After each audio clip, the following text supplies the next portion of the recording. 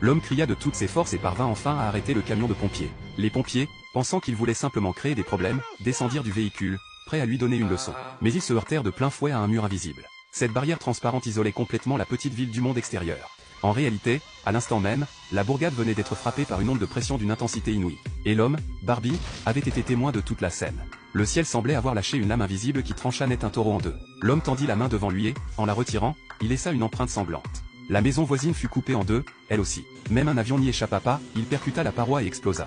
La police arriva rapidement sur les lieux. Les agents inspectèrent les abords de la ville, cherchant en vain un point faible dans cette barrière. Peu à peu, ils comprirent que toute la ville se trouvait enfermée sous une sorte de gigantesque cloche de verre, transformant ses habitants en prisonniers. Peu de temps après, l'armée américaine fit son apparition, lourdement armée et équipée de technologies de pointe, pour examiner ce mystérieux obstacle transparent. Ils commencèrent par le scanner avec des instruments sophistiqués, sans obtenir le moindre résultat. Puis ils essayèrent de l'asperger d'eau, rien ne traversait la paroi. Quand la nuit tomba, le shérif, gagné par l'inquiétude, entreprit de faire une ronde le long de la barrière.